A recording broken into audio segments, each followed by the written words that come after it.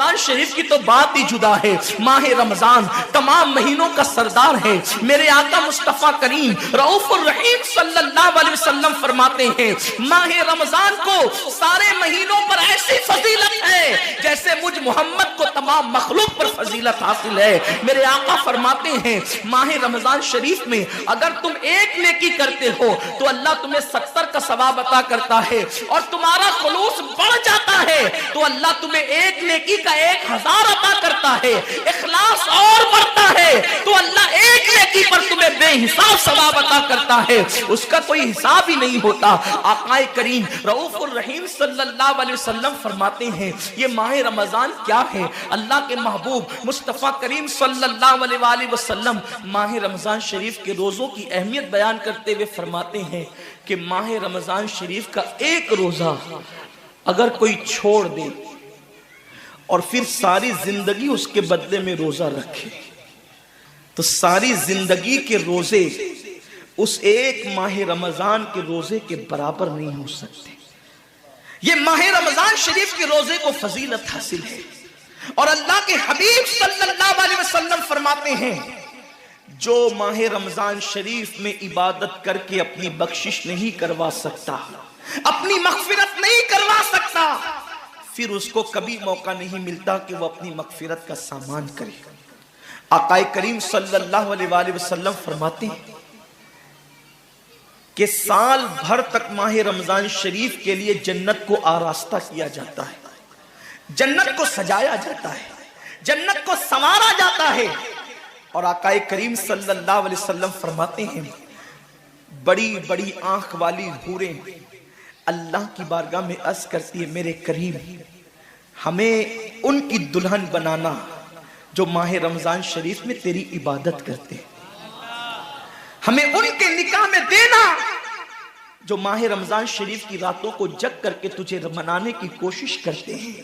آقا کریم صلی اللہ علیہ وسلم فرماتے ہیں اگر کوئی بندہ ماہ رمضان میں زنا سے بچے, شراب سے بچے, جھوٹ سے بچے, کسی کو تہمت لگانے سے بچے, اور ماہ رمضان شریف کا احترام کرتے ہوئے گناہوں سے بچے تو اللہ تبارک و تعالی ہر رات کے بدلے, رمضان شریف کی ہر رات کے بدلے 100 حوروں کے ساتھ اس کا نکاح فرمائے گا.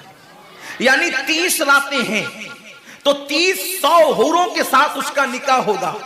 اور آقا کریم صلی اللہ علیہ وسلم فرماتے ہیں ماہ رمضان شریف کا احترام جو کرے اور احترام ماہ رمضان میں جو لغویات اور خرافات کو ترک کر دے, جو گناہوں کو چھوڑ دے, زنا کو, شراب کو, جھوٹ کو, بہتان تراشی کو چھوڑ دے, آقا فرماتے ہیں اس رمضان شریف کا احترام کرنے والے کے لیے اللہ نے جنت میں ایک ایسا محل بنایا ہے. اس محل کا حال یہ ہے کہ دنیا کے سارے اولین اور آخرین یعنی آدم سے لے کر آخری آنے والے تک انسان تک اگر سارے اس محل کے اندر داخل ہو جائے تو بھی اس محل کی اتنی ہی جگہ وہ لیں گے جتنی کی بکرے کی ران آپ کسی مکان کے اندر رکھتے ہیں تو بکرے کی ران کتنی جگہ گھیرتی ہے, بس تمام اولین اور آخرین اس محل کے اندر اتنی ہی جگہ گھیریں گے. یعنی وہ محل اتنا بڑا اللہ نے بنایا ہے, اور وہ محل صرف ان کے لیے ہے جو ماہ رمضان کے احترام میں گناہوں کو ترک کر دیتے ہیں, گناہوں کو چھوڑ دیتے ہیں. میرے آقا صلی اللہ علیہ وسلم کے پیارے دیوانوں, لیکن افسوس ہم اور دنوں کی طرح ماہ رمضان شریف کی راتوں کو ضائع کر دیتے. تاجروں کا سیزن آتا ہے تو تاجر پہلے سے تیاری کرتے ہیں کہ اس سیزن کے اندر میں نے مالدار بننا ہے, اتنا مال میں نے کمانا ہے کہ پھر میں نے سارے سال گھر میں بیٹھ کر کے کھانا ہے. ٹیلر لوگ تیاری کرتے ہیں عید کے موقع پہ اتنی محنت کریں گے رات دن کہ سال بھر اگر کوئی کسٹمر نہ بھی آئے تو وہ گھر بیٹھ کے آرام سے کھا سکے. کپڑے والے سوچتے ہیں کہ سیزن آئے گا, جو بھی سیزن ان کا آتا ہے اتنا کمائیں گے کہ سال بھر بیٹھ کے کھائیں گے. لوگوں جیسے کپڑوں کا سیزن آتا ہے, ٹیلروں کا سیزن آتا ہے, پھلوں کا سیزن آتا ہے, ایک سیزن نیکیوں کا بھی آتا ہے, ایک سیزن مغفرت کا بھی آتا ہے, ایک سیزن جنتی بننے کا بھی آتا ہے، ایک سیزن اللہ کو راضی کرنے کا بھی آتا ہے۔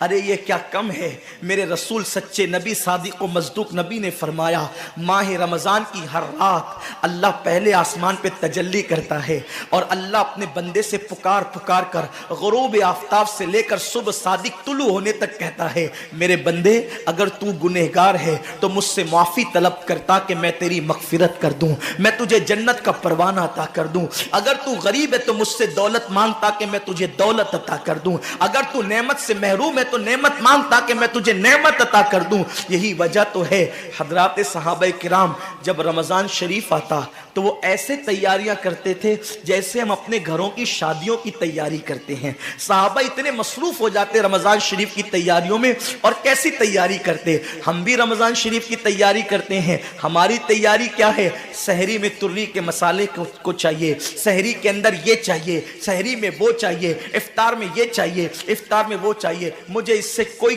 جو ہے وہ شکوہ نہیں، میرے آقا نے اس سے منع نہیں کیا۔ حضور فرماتے ہیں کہ رمضان شریف میں گھر والوں کا دسترخوان وسیع کر دیا کرو، گھر والوں پہ زیادہ خرچ کیا کرو، اس لیے کہ جو گھر والوں پہ رمضان شریف میں خرچ کرتا ہے اللہ اس کو اپنی راہ میں خرچ کرنے کا ثواب عطا کرتا ہے۔ اور فاروق اعظم فرماتے ہیں جو رمضان شریف میں کشادگی کرے گھر والوں پر اللہ اسے جہاد میں خرچ کرنے کا ثواب عطا کرتا ہے۔ مجھے اس سے کوئی شکوہ نہیں، لیکن صحابہ کی تیاری کیا ہوتی تھی؟ جب رمضان شریف آتا صحابہ اپنے بستر کو باندھ دیا کرتے تھے۔ رمضان شریف آتا تو صحابہ بستر کو باندھ دیتے تھے۔ کیوں باندھ دیتے تھے بستر کو؟ اس لیے کہ اب سونا نہیں ہے، سونے کی راتیں 11 مہینے کی راتیں ہیں، اب غفلت میں زندگی نہیں گزارنا ہے، بلکہ راتوں کو جگ کر دن کو جگ کر اللہ کی اتنی عبادت کرنا ہے کہ عبادت کا سیزن آ گیا۔ اس لیے کہ اللہ کے رسول فرماتے ہیں جس نے رمضان شریف پایا اور عبادت کر کے اللہ کو راضی نہیں کر لیا ایسا بندہ ہمیشہ اللہ کی رحمت سے دور کر دیا جائے۔ اس لیے صحابہ رمضان شریف کی تیاری کرتے تھے، بستر باندھ دیتے تھے، اور اپنا معمول کیا ہے؟ جو فجر میں سوئیں گے تو وہ عصر میں اٹھیں گے، رات بھر جاگیں گے کرکٹ کھیلتے ہوئے، رات بھر جاگیں گے گلیوں میں گھومتے ہوئے۔ میرے آقا صلی اللہ علیہ وسلم کے دیوانوں، بہت قیمتی وقت آ رہا ہے، بہت قیمتی مہینہ آ رہا ہے۔ یہ وہ مہینہ ہے جو جہنمیوں کو جنتی بناتا ہے۔ آقا کریم صلی اللہ علیہ وسلم فرماتے ہیں ہر افطار کے وقت اللہ 60,000 ایسے جہنمیوں کو جہنم سے آزاد کر کے جنتی بناتا ہے جن کا جہنمی ہونا واجب ہو گیا تھا۔ اور ایک مقام پہ فرماتے ہیں 5 لاکھ جہنمیوں کو ہر افطار کے وقت جہنم سے آزاد کیا جاتا ہے۔ اور اسی پہ بس نہیں، حضور فرماتے ہیں جب شب جمعہ آتی ہے ماہ رمضان کی، جمعرات کا سورج غروب ہوتا ہے، تو جمعہ کا سورج غروب ہونے سے پہلے تک ہر سیکنڈ میں 5 لاکھ جہنمیوں کو جہنم سے آزاد کیا جاتا ہے۔ اور جب جمعہ کا آخری وقت آتا ہے، آخری ساعت آتی ہے، میرے کریم آقا فرماتے ہیں جمعرات کا سورج غروب ہونے سے لے کر جمعہ کا سورج غروب ہونے تک ہر لمحے میں جو 5 لاکھ کو آزاد کیا گیا تھا، اب آخری سیکنڈ میں جو غروب کا وقت ہوتا ہے جتنے آزاد کیے گئے تھے اتنوں کی تعداد کے برابر اس آخری ساعت کے اندر اللہ اپنے جہنمی بندوں کو جہنم سے آزاد کر دیتا ہے۔